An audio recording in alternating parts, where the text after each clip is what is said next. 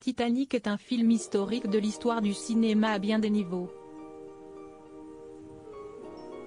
D'un point de vue populaire tout d'abord, puisque l'œuvre du réalisateur James Cameron est devenue le plus gros succès en salle obscure de tous les temps de sa sortie en 1997 jusqu'à 2010 et la parution d'Avatar réalisée par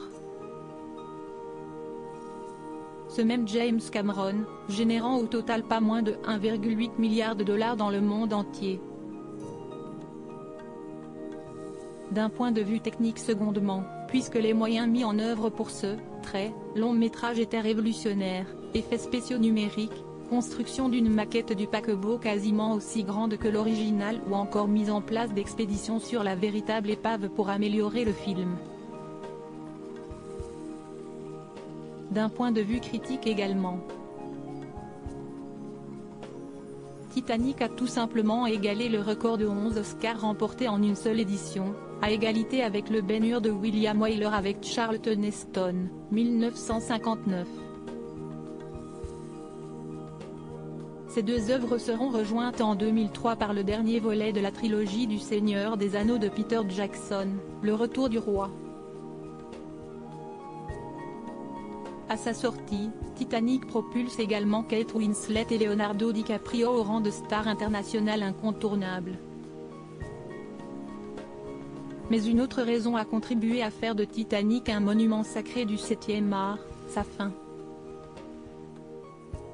La planche de bois qui a permis de sauver Rose dans le final, tout en condamnant son amoureux Jack, aurait-elle pu accueillir les deux personnages ?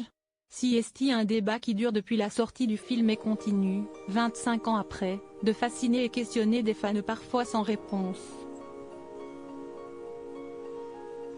Ça n'aurait pas été une bonne idée. De véritables études scientifiques ont même été menées sur le sujet, notamment une par le média The Guardian il y a un peu plus de 2 ans. Celle-ci arrivait à la conclusion que, oui, il y avait de la place pour 2 personnes de leur gabarit mais que par souci de flottabilité, Jack n'aurait jamais pu monter sur cette planche, ou alors il aurait condamné Rose avec lui avant l'arrivée des secours, sachant que la température de l'eau était négative.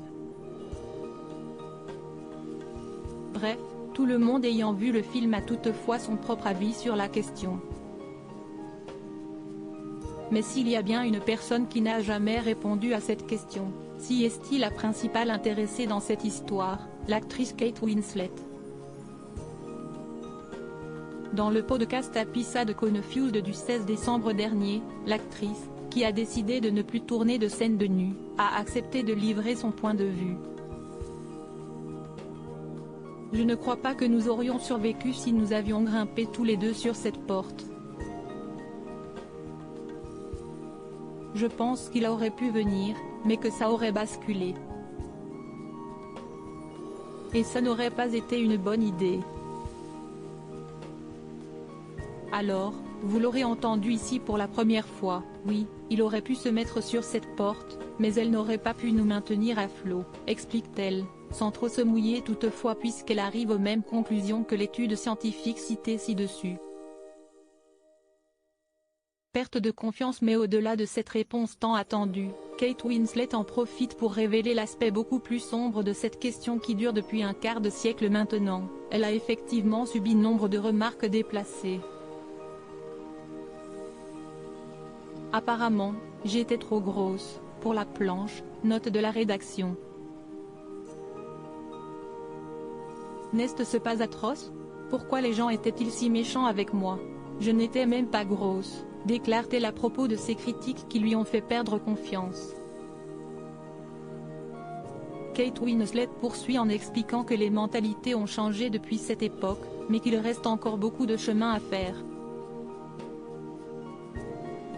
Si je pouvais revenir en arrière, j'aurais utilisé ma voix d'une manière différente. J'aurais dit aux journalistes, ne me traitez pas comme ça. Je suis une jeune femme. Mon corps est en train de changer. J'essaie de m'en sortir.